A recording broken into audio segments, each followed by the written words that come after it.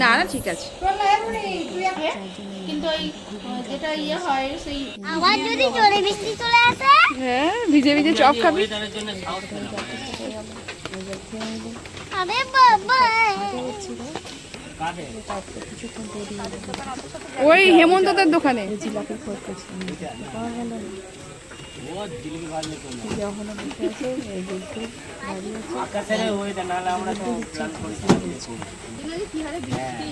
বৃষ্টি যদি বেশি পড়ে মানে আমরা বাড়ি যেতে পারবো না।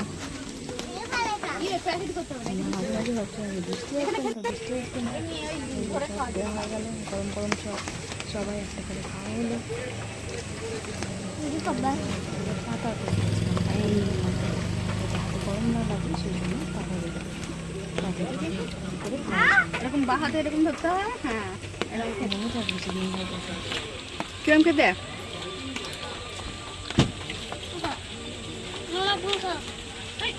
খেতে হয়, ওদের বুনু খাচ্ছে।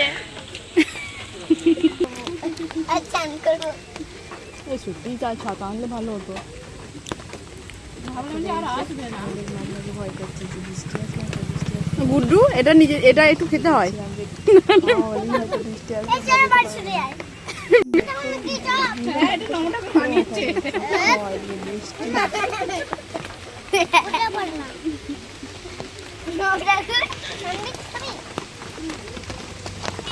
সস দেওয়া থাকে তো ভেতরে সসটা দেওয়া থাকলে আর খায় না। আর এই সসগুলো ভালোও নয়।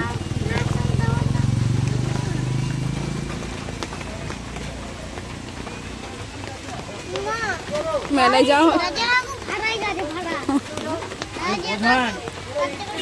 মেলায় যাওয়া হলো না, এখানে আর এখানে বৃষ্টিতে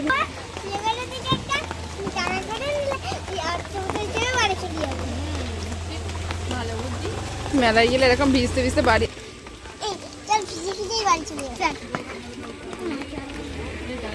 চপ খাওয়ার পর জল খায় না, বাড়ি গিয়ে খাবি। আমার বাবাকে দেখে বলো যে কাকার দোকানের কাছে আছে। বাবা সুজিত কাকার দোকানে গেছে? না, ও বাড়িতেই আছে, ফটিক কাকার দোকানে। ও আচ্ছা, ফটিক ওই তো এই তন্ময়দের সাথে দেখলাম দাঁড়িয়ে চলো বাড়ি। দেখেছো বৃষ্টিতে আর ভালো লাগছে না। চলো এবার বাড়ি যাওয়া যাক। এবার সাইকেলে করে বাড়ি যাবে গো। বাজার থেকে ফিরছিল, এখন একটা গুড্ডুকে বাড়িতে যাওয়ার ব্যবস্থা করা হয়েছে। গুড্ডুর সামনে আর সামনে যাবে, গুড্ডুর সামনে চলে আছে। এখন ওর ব্যবস্থা করা হচ্ছে। পিছনে ওই যে যে বাঁশটা আছে ওটা খুলে দিয়ে একটা গামছা দিতে হবে, ওখানে বসবে।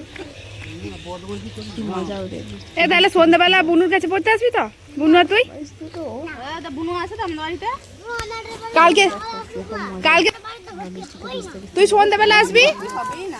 ও দেখো এখন আলোটা জ্বললো।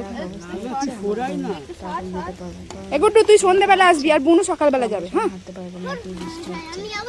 মাঝখানে যদি বলে যে পড়ে তারপরে সেই পুকুরে চান করতে যাবি, সাঁতার শিখবি। গুড্ডুকে চাপানো হচ্ছে।